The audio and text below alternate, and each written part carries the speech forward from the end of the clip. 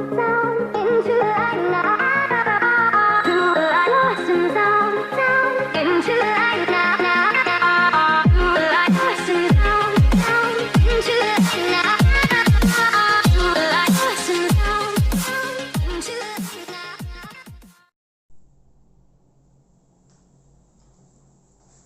Students, welcome to my YouTube channel. आप सभी का बहुत बहुत धन्यवाद अपना प्यार सपोर्ट देने के लिए। तो बच्चों, आज की क्लास में हम डिस्कस करेंगे क्या समझना, बहुत ही सुपर अच्छा टॉपिक स्टार्ट होने वाला है और अच्छा मजा आएगा। ठीक है, तो देखिए, विद्युत चालन तथा ओम का नियम। ठीक है, electric conduction and Ohm's law का ये है आपका पार्ट नंबर 2। इससे पहले हम इसका पार्ट नंबर 1 दे चुके हैं, साथ ही मैंने इसकी एक प्लेलिस्ट बना दी है, उस प्लेलिस्ट से भी आप जाके देख सकते हो। ठीक है, लिंक आपको डिस्क्रिप्शन में मिल जाएगा या फिर आप आई बटन पर प्रेस करके भी देख सकते हो। ठीक है, और आज का जो टॉपिक आपका होगा वो बहुत ही सुपर अच्छा होगा, चाहे वो क्लास 10th का बच्चा हो, चाहे वो क्लास 12th का बच्चा हो, दोनों के लिए बेनिफिशियल है, इंपोर्टेंट है। समझिएगा क्या है।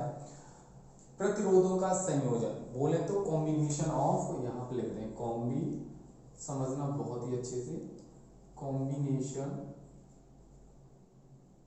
Of resistance, combination of resistances.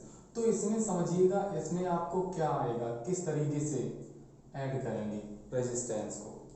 तो देखना, प्रतिरोधों का संयोजन आपका क्या होता है, कॉम्बिनेशन ऑफ रेजिस्टेंस। इससे पहले हम जो आपने देखा होगा धारिताओं का संयोजन, है ना, कैपेसिटर, कॉम्बिनेशन ऑफ कैपेसिटर वाला, वो भी हम कवर करवा चुके हैं, वो भी आप प्लेलिस्ट से जाके देख सकते हो, कैपेसिटर वाला चैप्टर।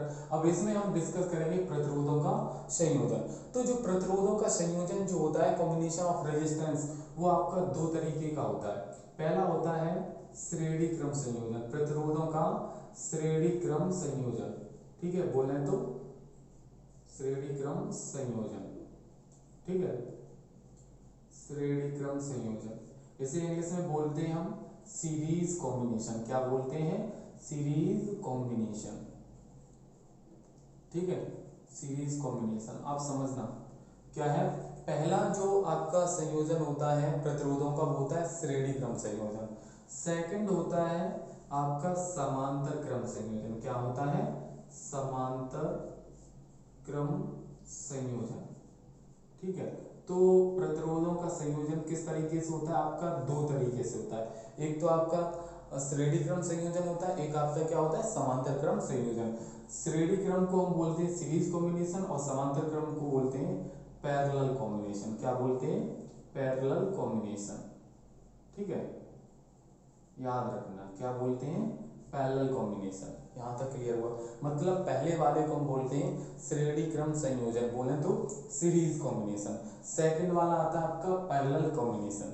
तो आज हम डिस्कस करेंगे पैरेलल और सीरीज, दोनों को हम बताएंगे किस तरीके से इसका पूरा डेरिवेशन करेंगे, क्या होगा। ठीक है, तो सबसे पहले आता है आपका क्या? Series combination. बोले तो श्रेणी प्रतिरोधों का, यहां पर लिख दें। ठीक है, यहां लिख दें फर्स्ट पॉइंट, प्रतिरोधों का प्रतिरोधों का प्रतिरोधों का श्रेणी क्रम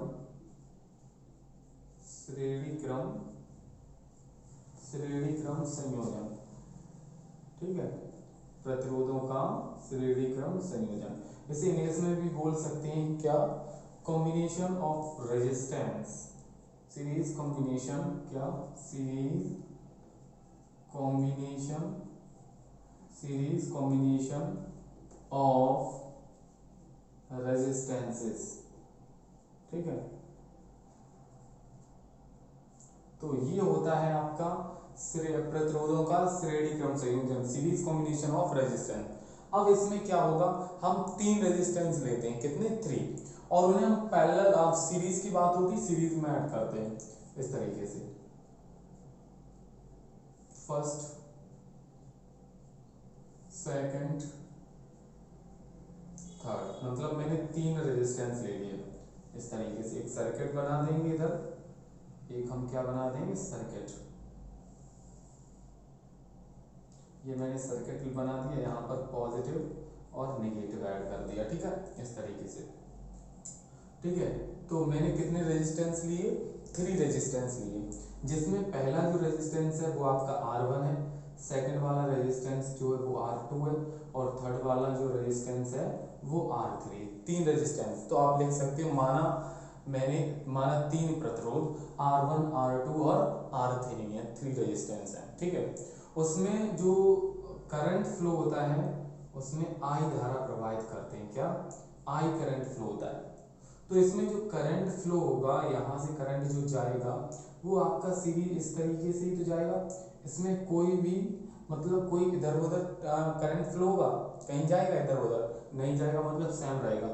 तो याद रखना क्या कि आपका जब सीरीज कॉम्बिनेशन की बात हो, श्रेणी क्रम की बात हो प्रतिरोधों की, तो उसमें जो करंट फ्लो होता है वो आपका कैसा होता है, करंट जो होता है वो कांस्टेंट होता है, ठीक है। करंट जो है वो सेम फ्लो होता है, ठीक है। अब बात आती है विभवांतर की, वोल्टेज की। तो R1 पर जो वो विभवांतर होता है वो आपका V1 होता है, ठीक है, और R2 पर जो विभवांतर होता है वो V2 होता है, क्लियर। और R3 पर जो विभवांतर होता है वो V3 होता है, ठीक है।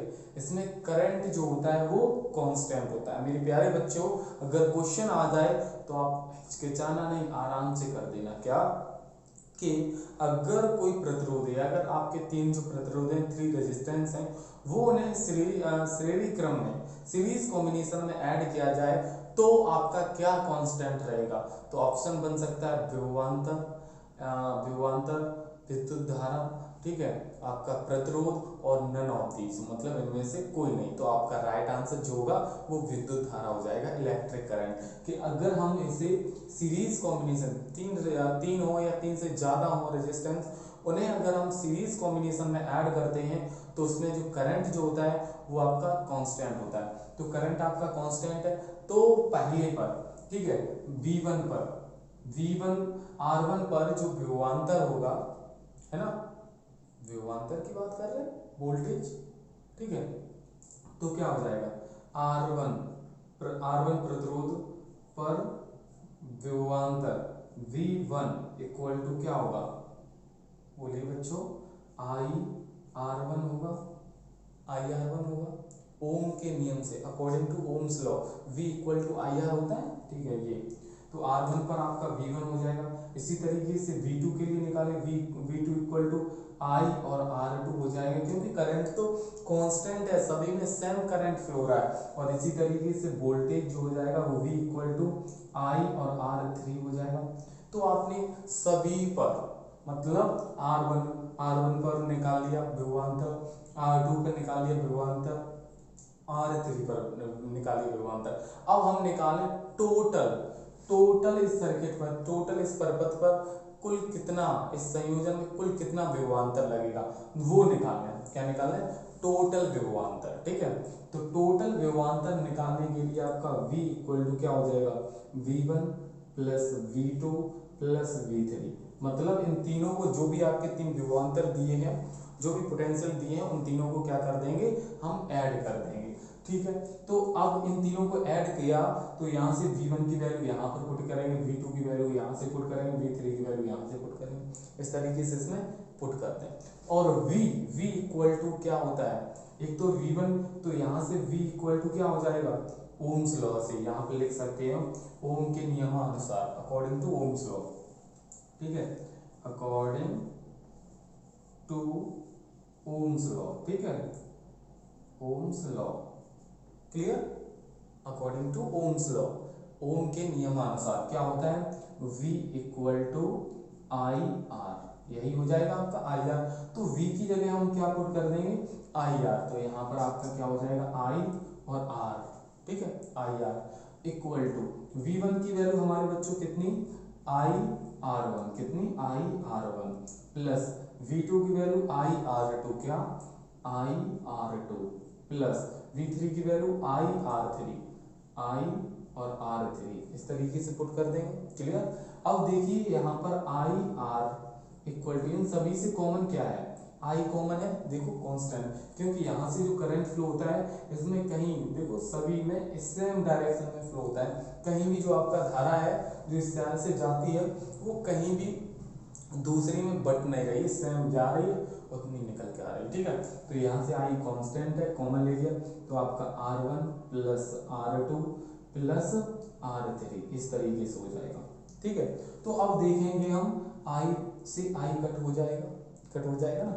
देखो तो आपका R इक्वल टू क्या हो जाएगा, R1 plus R2 plus R3। ठीक है, ये आपका क्या हो जाएगा, ये टोटल रेजिस्टेंस निकल के आ जाएगा। तुल्य प्रतिरोध आपका, अगर 3 रेजिस्टेंस है, 3 रेजिस्टेंस हैं, उन्हें अगर सीरीज कॉम्बिनेशन में ऐड करते हैं तो आपका R equal to R1 plus R2 plus R3 ये आपका फॉर्मूला निकल के आ जाएगा। ठीक है, इस यही आपका क्या होता है, कुछ नहीं, डेरिवेशन आपका अगर आए 10th क्लास में आए, 12th क्लास में आए, तो आपको इस तरीके से इसका डेरिवेशन कर देना है। समझ गए, ये कितने प्रतिरोध के लिए था, 3 प्रतिरोध के लिए था। अगर 4 के लिए बोलता तो प्लस R4 हो जाता है ना, R4 हो जाता। तो इसी तरीके से ये तो 3 के लिए था, R1 R2 और R3। अगर n रेजिस्टेंस की बात करें, n प्रतिरोध की बात करें, ठीक है, कितने प्रतिरोध है, n का मतलब 6 7 जो भी है, तो आपका क्या हो जाएगा, तो आपका हो जाएगा R। ठीक है, R equal to R1 plus R2 plus R3 plus R4 plus dot dot dot dot Rn। तो इस तरीके से आपका ये किसके लिए होगा, जब n प्रतिरोध हो, जब क्या हो, n प्रतिरोध हो।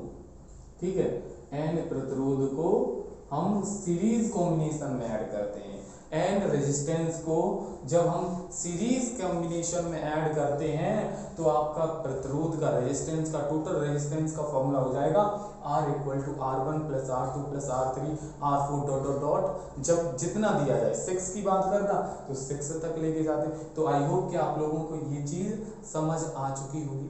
ठीक है, बिल्कुल, कहीं भी प्रॉब्लम हो मेरे प्यारे बच्चों कमेंट करके जरूर बता देना। समझ गए। अब बात आती है एक और दूसरा नियम, दूसरा पॉइंट हम आपको बताएं, बहुत ही प्यारा सा, क्या कि जब, समझना, जब वो प्रतिरोध समान हो, कैसे हो, समान हो, समान का मतलब समझना क्या, कि जो R1 की वैल्यू है वही R2 की होनी चाहिए, वही R3 की वैल्यू होनी चाहिए, वही R4 की वैल्यू होनी, डॉट डॉट Rn। तो मतलब कोई भी है कि अगर प्रतिरोध, यदि रेजिस्टेंस, समझना, यदि रेजिस्टेंस प्रतिरोधों की वैल्यू सेम है, कांस्टेंट है, इक्वल है, जैसे R1 की वैल्यू 1 है तो R2 की वैल्यू 1 है, R3 की वैल्यू 1 है, सभी की वैल्यू 1 1 है, तो उन्हें हम अगर सीरीज कॉम्बिनेशन में ऐड करते हैं, अब बोले तो श्रेणी क्रम में ऐड करते हैं, तो आपका डायरेक्ट, हम मेरे प्यारे बच्चों याद रखना, ये वाला फॉर्मूला लगा देना। ठीक है, ये वाला क्या लगा देना, ये वाला देख लीजिए, ये वाला लगा देना, क्या कि R इक्वल टू NR1। ठीक है, NR1 याद रखना। ठीक है, इसी पर एक कॉन्सेप्ट बताओ, मैं आपको एक एग्जांपल कर रहा हूं, देखो, जैसे आपका R1 आपका इक्वल टू 2 ओम है और R2 इक्वल टू 2 ओम है और R3 इक्वल टू कितना है, 2 ओम है, तो हमारे बच्चे कैसे लगाएंगे, R1 प्लस R2 इस तरीके से, नहीं, मेरे सर ने ऐसा नहीं बोला है, मेरे सर ने डायरेक्ट बताया है कि जब रेजिस्टेंस सेम है, प्रतिरोध जब समान है, तो आपको NR1 लगा देना। तो R इक्वल टू N की, N क्या है, नंबर ऑफ रेजिस्टेंस, प्रतिरोधों की संख्या, तो प्रतिरोध आपके कितने, 1 2 3, तो यहाँ पर लिखेंगे N की वैल्यू 3 इंटू R1 की वैल्यू 2, तो आपका आंसर हो जाएगा 6 ओम। चाहे आप इस तरीके से कर सकते हो, चाहे इसे इस तरीके से ऐड कर दो, 2 2 2 कितना हो जाएगा, 6 हो जाएगा। इस तरीके से भी कर सकते हो और इस तरीके से भी कर सकते हो। समझ गए ना। अगर बच्चों समझ आ रहा हो तो लाइक बटन पर प्रेस कीजिए, साथ ही वीडियो को अपने दोस्तों तक शेयर करना ना भूलें, जरूर शेयर करना, और चैनल पर पहली बार आए हो तो सब्सक्राइब करके ना जाना भाई, सब्सक्राइब जरूर करना मेरे प्यारे बच्चों, जरूर करना, तभी तो मजा आएगा बहुत सारी वीडियोस देखने के लिए। सबसे पहले नोटिफिकेशन आपके पास आएगा अगर सब्सक्राइब कर लोगे तो। ठीक है, तो बहुत अच्छी बात है, यहाँ तक हमारे बच्चे समझ गए।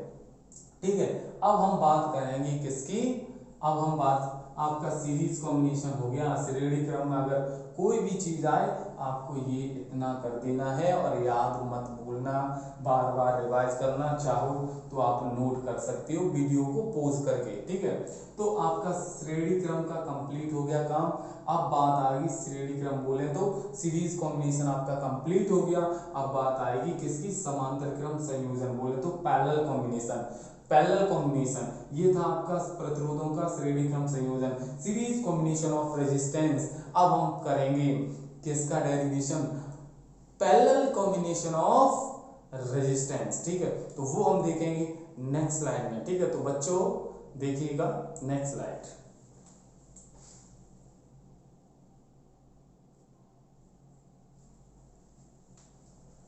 देखिए बच्चों, अब हम समझाएंगे आपको क्या, प्रतिरोधों का समांतर क्रम संयोजन, पैरेलल कॉम्बिनेशन ऑफ रेजिस्टेंस, ठीक है। तो इससे पहले हम क्या कवर करवा चुके हैं, सीरीज कॉम्बिनेशन ऑफ रेजिस्टेंस। अब हम बात करेंगे पैरेलल कॉम्बिनेशन ऑफ रेजिस्टेंस। तो सबसे पहले हम इसे इसका डायग्राम ड्रॉ करते हैं जल्दी से फटाफट। तो करिए भाई डायग्राम ड्रॉ, इस तरीके से करते हैं हम डायग्राम ड्रॉ।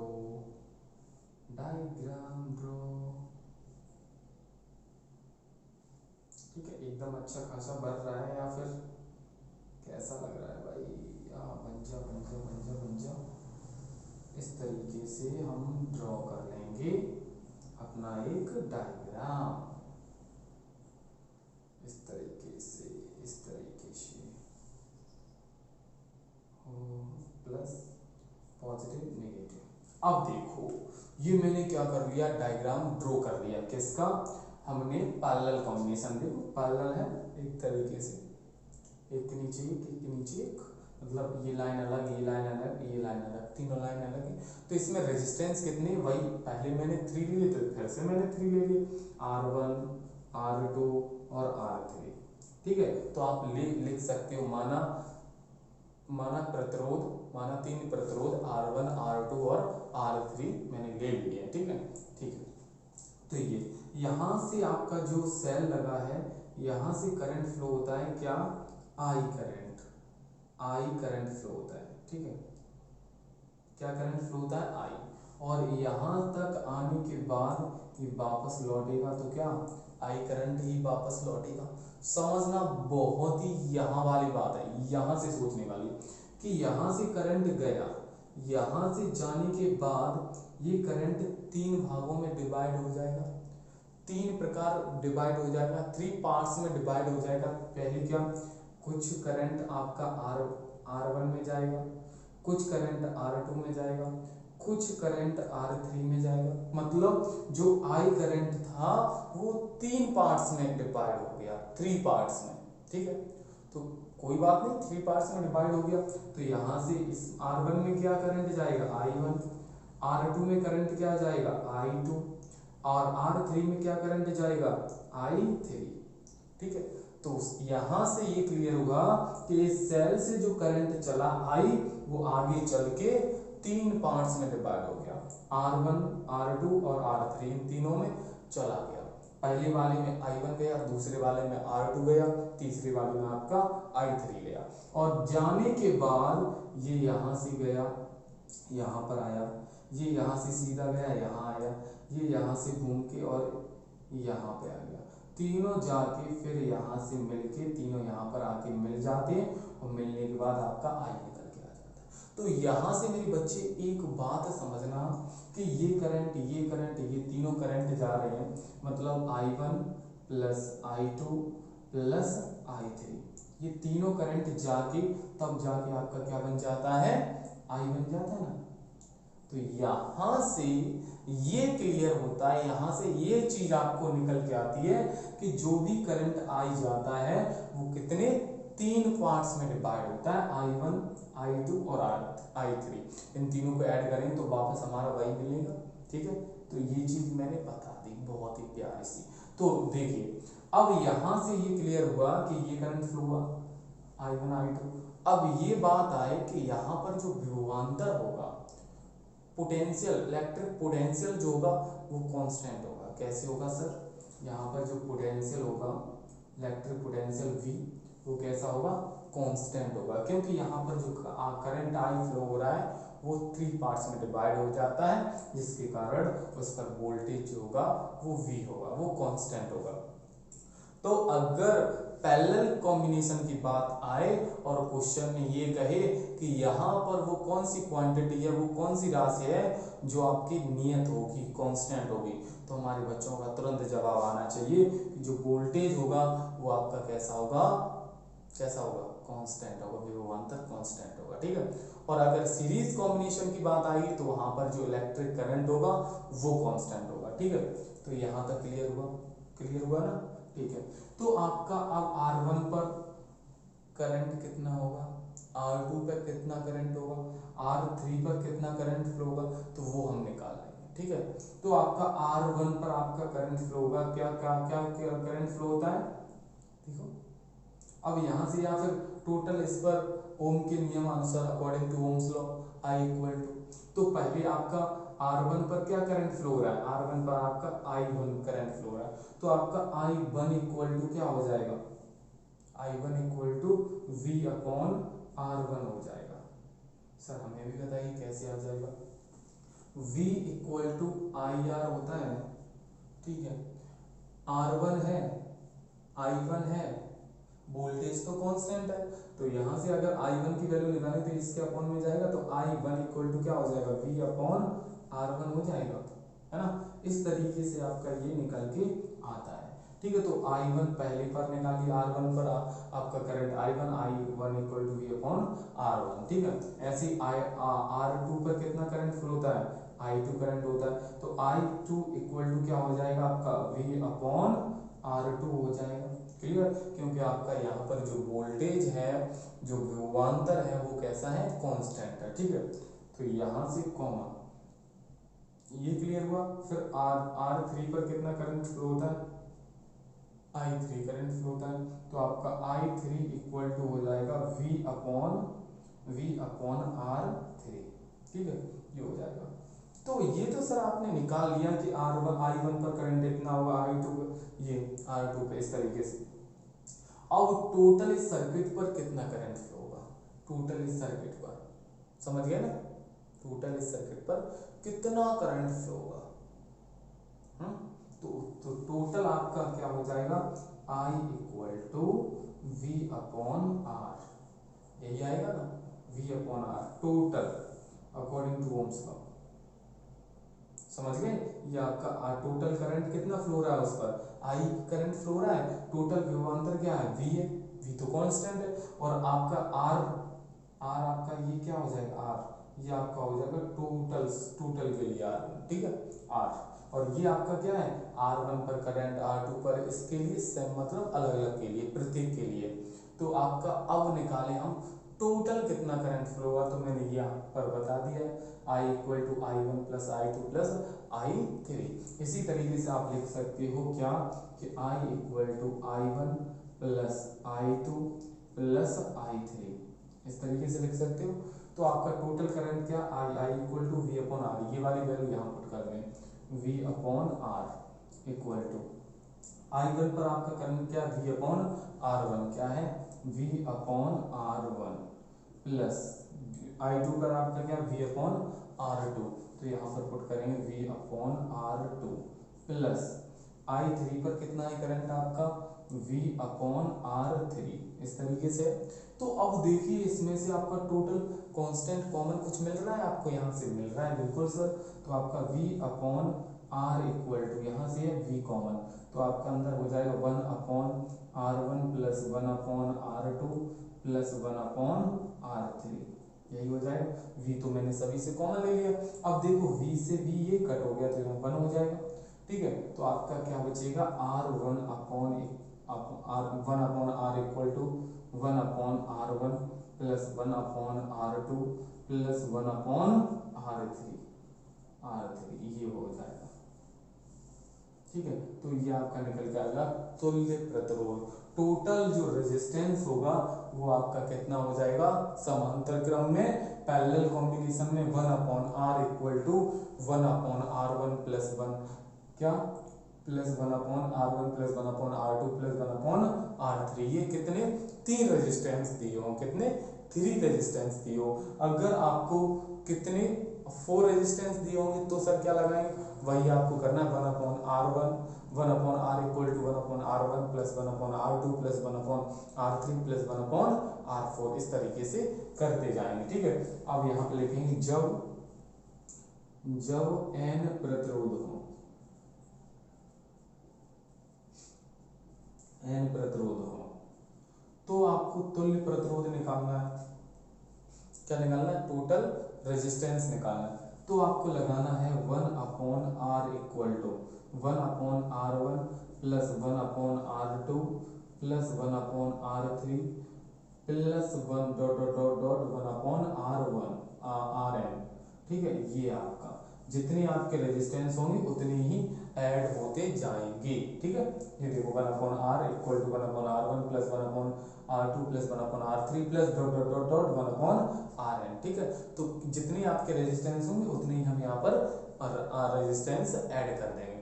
आई होप कि आप लोगों को ये चीज समझ आ रही होगी और समझ आ भी रही होगी। ठीक है, तो यहाँ तक तो ये n की बात हो गई और ये 3 के लिए बात हो गई। अब दो रेजिस्टेंस, जब दो रेजिस्टेंस दिए हों, किसमें, यहाँ पर देखो सब चीज बता देंगे। अगर इतना आप कवर कर लोगे तो इस तरीके का अगर कोई भी क्वेश्चन आ जाए आसानी से कर सकते हो। क्या है, यहाँ पे लिखें जब दो प्रतिरोध, जब दो प्रतिरोध समांतर क्रम में हो, समांतर क्रम में, हाँ ठीक है, समांतर क्रम में हो मतलब सीरीज कॉम्बिनेशन में ऐड करना है। क्या है, दो प्रतिरोध R1 और R2, दो प्रतिरोध ये हैं। तो यहां से आपको टोटल रेजिस्टेंस निकालना, तुल्य प्रतिरोध निकालना है। तो मेरे प्यारे बच्चों हमेशा याद रखना ये वाला फॉर्मूला लगाना, R इक्वल टू ऊपर इंटू, ऊपर क्या करेंगे, इन दोनों का R1 और R2 का इंटू करेंगे और नीचे इन दोनों को क्या कर देंगे, ऐड कर देंगे। ठीक है, तो ये वाला फॉर्मूला आप लोगों को लगाना है। ठीक है, कि जब दो रेजिस्टेंस आपके पैरेलल कॉम्बिनेशन में ऐड करना है, किसमें, समांतर क्रम में ऐड करना है, तो आपको दो प्रतिरोध के लिए फॉर्मूला आपका R equal to R1 into R2 upon R1 plus R2, मतलब ऊपर इंटू नीचे ऐड, ये हो जाएगा। क्लियर, तो ये हो गया, समझ गए, बिल्कुल ओके। अब ये आता कहाँ से, ये भी सर हमें बताइए कि ऊपर इंटू नीचे ऐड ये आता कहाँ से, है ना, ये भी क्वेश्चन बनता है। तो मैं बता दूं आपको किस तरीके से। आपका पैरेलल कॉम्बिनेशन की बात होती है तो 1/R equal to 1/R1 plus 1/R2, इस तरीके से होता है। अब दो रेजिस्टेंस है, दो रेजिस्टेंस की मैंने बात की थी, तो दो दिए तो 1 2, है ना। तो अब इसे सॉल्व करें तो 1/R इक्वल टू एलसीएम लेंगे तो क्या आएगा, R1 इंटू R2 आएगा। ठीक है, ऊपर इसमें करेंगे तो R1 प्लस R2 हो जाएगा, ये हो जाएगा। अब हमें R की वैल्यू चाहिए टोटल रेजिस्टेंस, तो ये से नीचे से ऊपर लेके जाएंगे तो ये भी नीचे से ऊपर हो जाएगा। तो आपका R इक्वल टू वही आ जाएगा, ऊपर इंटू मतलब देखो R1 R2 और अपॉन R1 प्लस R2, इस तरीके से ये निकल के आता है। समझ गए, कोई ट्रिक वगैरह नहीं है, ट्रिक आपके कॉन्सेप्ट से ही बनती है। अगर आपको कॉन्सेप्ट क्लियर है तो आप आसानी से भी कैसा भी क्वेश्चन कैसा भी हो आप कर सकते हो। समझ गए, क्लियर हुआ कि ये कहां से आता है, अब आए आसानी से कर देना। तो ये तो बात रही आपकी दो रेजिस्टेंस की। अब एन रेजिस्टेंस की तो ये बात, ये वाला फॉर्मूला बता दिया। अब अगर दो प्रतिरोध या एन रेजिस्टेंस समान है, ठीक है, जब एन प्रतिरोध, एन रेजिस्टेंस, जब एन प्रतिरोध समान है, कैसे हैं, समान है, इक्वल है। इक्वल का मतलब समझ रहे हो, जैसे आपका R1 equal to R2 equal to R3 equal to R4 equal to Rn, मतलब जितने भी कोई भी रेजिस्टेंस दिया, कितने भी रेजिस्टेंस दिए हों ठीक है। तो आपको और उनकी R1 R2 और R3 उन सभी की वैल्यू कैसी होनी चाहिए, सेम होनी चाहिए। जैसे R1 की वैल्यू 5 है, 5 ओम है, तो R2 की वैल्यू भी कितनी होनी चाहिए, 5 ओम ही होनी चाहिए। ऐसी R3 की वैल्यू भी 5 ओम होनी चाहिए। तो इस तरीके से अगर सेम है तो आपको क्या फॉर्मूला लगाना है, R equal to R1 upon N, ये वाला फॉर्मूला लगाना है। ठीक है, क्या लगाना है, R equal to R1 upon N, समझ गए। ठीक है, यहाँ पर R1 की वैल्यू दी जाएगी और N सर क्या है, N आपका है नंबर ऑफ रेजिस्टेंस, प्रतिरोधों की संख्या, कितने प्रतिरोध हैं जुड़े हैं, 5 जुड़े हैं तो 5 ऐड R1 R2 इस तरीके से 5 है तो 5 का मल्टी डिवाइड हो जाएगा यहाँ पर, समझ गए। आई होप कि आप लोगों को एक एक कॉन्सेप्ट समझ आया होगा और आ रहा होगा। तो एक बार मैं ट्राई कर लूँ, जिस बच्चे को इसे नोट करना है तो प्लीज वीडियो को पॉज करके रोक के आप पूरा नोट कर सकते हो, क्योंकि एक एक कॉन्सेप्ट जहर से भरा हुआ है, जहरीला कॉन्सेप्ट बोल सकते हैं इसे।